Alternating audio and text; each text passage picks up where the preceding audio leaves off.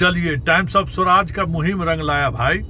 हम लगातार सवाल कर रहे थे कि पीटी और मेंस के खिलाफ हम लोग नहीं हैं, लेकिन जिस तरीके से जीएस और जीके लेके जो आप परीक्षा ले रहे हैं पीटी का, कोचिंग माफिया को मदद करने के लिए, यहाँ जो बिहार में कुकुरमुत्तों की तरह जो कैप्सूल बेचता है, आप उसको लाभ पहुंचाने के लिए जिस तरीके का सिलेबस बनाए हैं, नवोदय और सेंट्रल स्कूल से क्यों नहीं सीख ले रहे?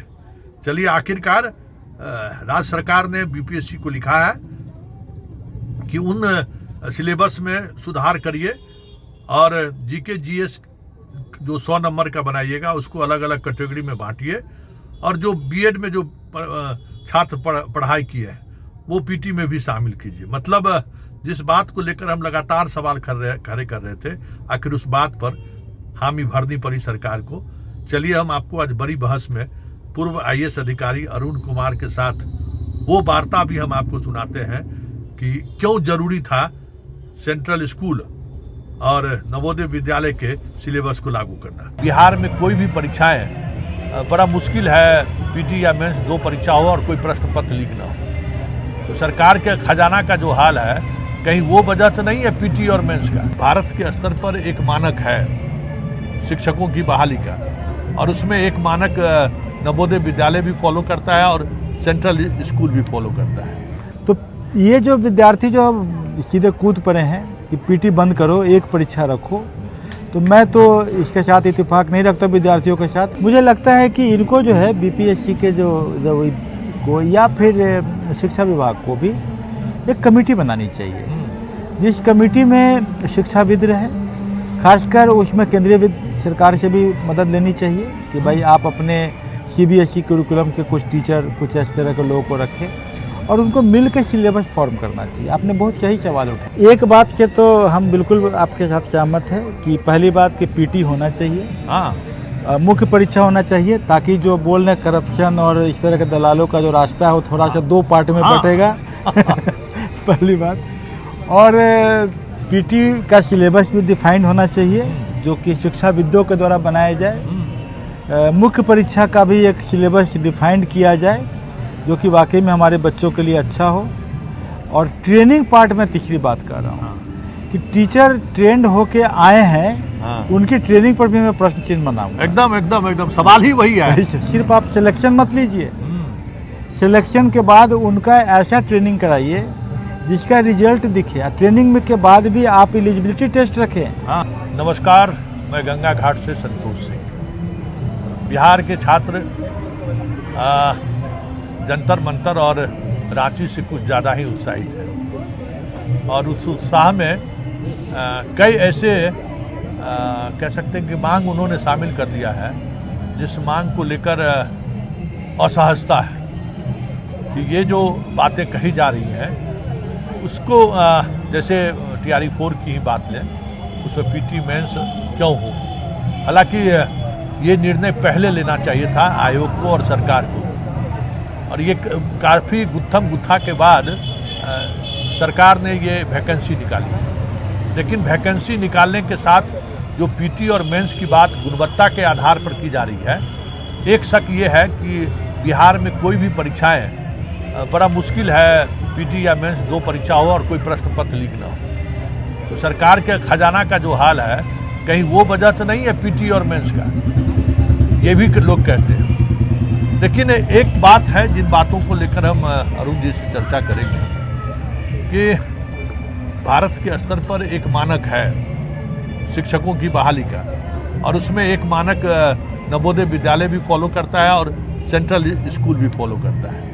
लेकिन उसके ठीक विपरीत अगर बीपीएससी के सिलेबस की बात हम करें तो उसमें एक अलग तरीके का सेटअप या सिलेबस लेकर आए हैं, जिसमें कोचिंग माफिया जो बिहार में जो ये शब्दावली और कहीं न कहीं ये शामिल भी है, जिस तरीके से ये कुछ क्या उसको बेचते हैं वो लोग, कुछ उसका नाम वो लोग कहते हैं, टेबलेट क्या, कैप्सूल क्या ये, वो बेचते हैं। वो प्रवृत्ति कहीं न कहीं बीपीएससी और शिक्षक बहाली और दरोगा बहाली में जो क्वेश्चन पैटर्न रहा है वो भी कहीं न कहीं जिम्मेवार है। अरुण जी, आपको क्या लगता है कि बिहार में आप पिछले 4-5 वर्षों से पढ़ाए भी हैं, राजनीति को भी देखे हैं, कई तरह की चीज़ों को आप देख रहे हैं, ये जो एक स्थिति उत्पन्न हुई है उसको आप किस नजरिए से देखते हैं? संतोष जी, पहले तो आपका बहुत बहुत धन्यवाद, और आपके माध्यम से मैं आपके चैनल के जितने भी दर्शक हैं जो देख रहे हैं उनको भी धन्यवाद देता हूं कि आप उत्सुकता से इन बातों को सुन रहे हैं। मैं इस बारे में बोलने में ज़्यादा सहज इसलिए हूं और ज़्यादा अंदर तक विश्लेषण करने की स्थिति में इसलिए हूं कि मैंने अपने समय में आईएएस की परीक्षा हो या बीपीएससी की परीक्षा हो या अन्य बहुत सारी परीक्षाएं मैंने निकाला है। 24 साल तक प्रशासनिक अनुभव रहा है, बहुत सारे एग्ज़ाम कंडक्ट करवाए हैं, इंटरव्यू पैनल में रहा हूं। तो शिक्षा के साथ उसके बाद मैं वीआरएस लेने के बाद मैं जुड़ा भी हूं, और गंगा घाट पे मैं विगत 4-5 सालों से मैं पढ़ा भी रहा हूं। तो मैं जो आपने बोला मैं उसे इत्तेफाक रखता हूं। आपने बहुत सारी बातें जो बड़ी अंदर की बातें आपने जो पूछा है। पहली बात की जो बीपीएससी के द्वारा जो TRE-4 की आप बात कर रहे हैं, तो मैं कुछ बातें जो आप बोल रहे हैं कि भाई हमारी परीक्षा नवोदय विद्यालय की तरह या सैनिक या आपको सेंट्रल केंद्रीय विद्यालय की तरह क्यों नहीं हो सकती है। वो एक स्टैंडर्ड मॉडल बना हुआ है वहाँ भी, लेकिन पीटी है। हाँ, पीटी है, मेंस है, इंटरव्यू भी है, मेंस भी है। हाँ। चलिए इंटरव्यू की बात हम बाद में कर लेंगे। तो ये जो विद्यार्थी जो सीधे कूद पड़े हैं कि पीटी बंद करो, एक परीक्षा रखो, तो मैं तो इसके साथ इत्तेफाक नहीं रखता विद्यार्थियों के साथ। मेरा मानना है कि प्रिलिमिनरी परीक्षा होनी चाहिए। पहली बात, आपका जो कहना है प्रिलिमिनरी परीक्षा का जो सिलेबस है वो नवोदय विद्यालय या केंद्रीय विद्यालय से गाइडेड होना चाहिए, न कि उटक्कर पटक्कर कोई भी गाइड टैबलेट बिक जाए। आपको उस तरीके का होना चाहिए कि जो कि एक स्पेशलाइज्ड टीचर के लिए क्या ज़रूरत है। हाँ, जीके की ज़रूरत है, जीके चाहिए, नवोदय में है। वहाँ पर 30 नंबर का है, 30 नंबर का है। आपका सब्जेक्ट का भी नॉलेज होना चाहिए। ये है। सबसे बड़ी बात है कि आप अभी जो सवाल खड़ा हुआ है बीपीएससी में भी, क्या सवाल खड़ा हुआ है कि अब भाषाई अशुद्धता सबसे ज़्यादा जो आप इंस्टाग्राम पर जो पोस्ट किए हैं, जो लोग परीक्षा पास किए हैं, उस पर सवाल खड़े हो रहे हैं। नवोदय विद्यालय और ये दोनों 300 नंबर का 100 प्रश्न पत्र पूछते हैं, तो उसमें 20-20 नंबर भाषाई पर रहता है। एक इंग्लिश और दूसरा रीजनल लैंग्वेज है, वो हिंदी आप लीजिए। तो आप भाषाई मतलब आप टीचर बना रहे हैं, आप कोई किरानी नहीं ले जा रहे हैं। आई मस्ट कॉन्ग्रेचुलेट यू कि आप एक पत्रकार और होने के साथ आप इतना अंदर की खोज परख बातें कह रहे हैं, और इसी तरह की पत्रकारिता की ज़रूरत यहाँ पर है कि आप भाषाई जो दिक्कतें हैं वो भी प्रश्न में आना चाहिए सिलेबस में। मुझे लगता है कि इनको जो है बीपीएससी के जो को या फिर शिक्षा विभाग को भी एक कमेटी बनानी चाहिए, जिस कमेटी में शिक्षाविद रहे, खासकर उसमें केंद्रीय सरकार से भी मदद लेनी चाहिए कि भाई आप अपने सीबीएसई करिकुलम के कुछ टीचर, कुछ इस तरह के लोगों को रखें और उनको मिल के सिलेबस फॉर्म करना चाहिए। आपने बहुत सही सवाल उठाया है। भाई डबल इंजन की सरकार है तो दिखनी भी तो चाहिए सभी चीज़ों में। नहीं, और देखिए जो पैटर्न आपने देखा है बीपीएससी का हो, चाहे दरोगा बहाली हो, सिपाही बहाली हो, एक खास पैटर्न का सवाल है। और अगर मान लीजिए 2, 4, 5 यहाँ के जो कोचिंग का जो गाइड है, जो क्वेश्चन बीच में अपना वो लेते हैं, वो अगर आप पढ़ ले तो भाई इसके लिए थोड़ी ये परीक्षा है। आप तो एक बात से तो हम बिल्कुल आपके साथ सहमत है कि पहली बात कि पीटी होना चाहिए। हाँ, मुख्य परीक्षा होना चाहिए, ताकि जो बोल रहे करप्शन और इस तरह के दलालों का जो रास्ता है वो थोड़ा सा 2 पार्ट में बटेगा। पहली बात।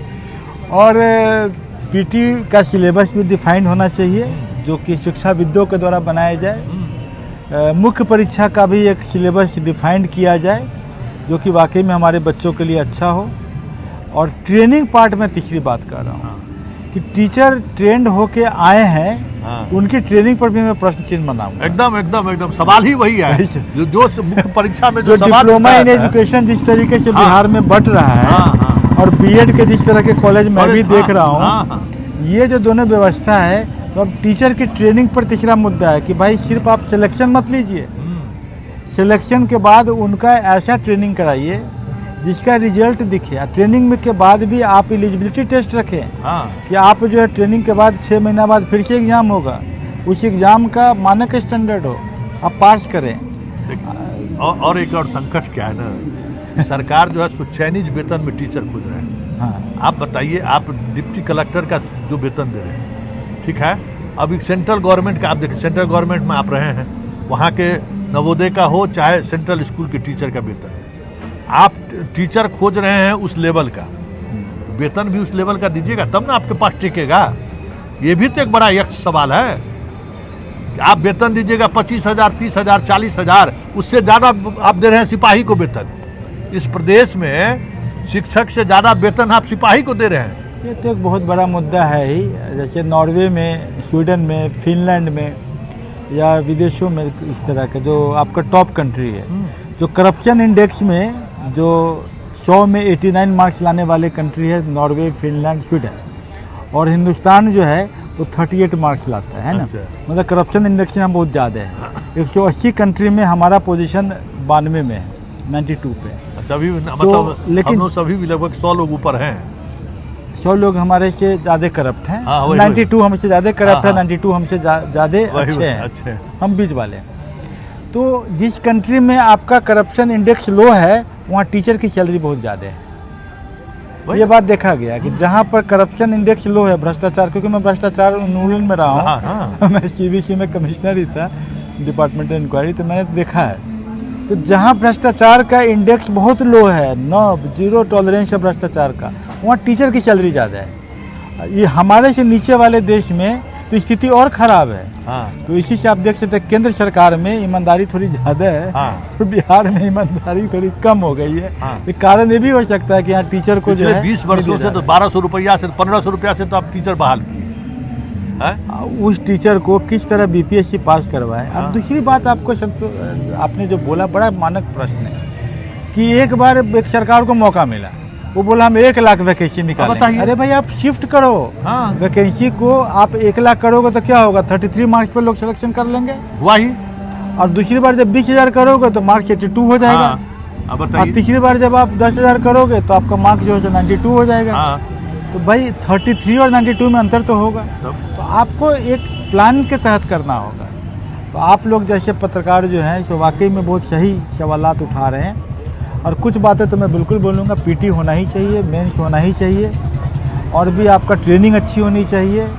स्कूल के करिकुलम में आप सिर्फ ये मानक नहीं होना चाहिए कि टाइम पे आओ टाइम पे जाओ, आपका पढ़ाई का आउटकम क्या है वो भी दिखना चाहिए। और आपने याद करें कि हम लोग के टाइम में, आप भी शायद उसी उम्र के होंगे, हाँ।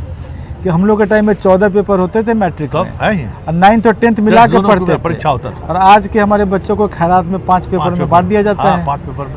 तो पढ़ाई जो है आप एक खैरात की तरह बांट और रहे हैं। इंटरमीडिएट में याद कीजिए ना, फर्स्ट ईयर और सेकेंड ईयर में कितना सब्जेक्ट था। कितना सब्जेक्ट, मैथमेटिक्स का ही 8 पढ़ना पड़ता था। हाँ 7 किताबें, 8 तब? किताबें थी, बिल्कुल तब? सही बोल रहे हैं। बताइए।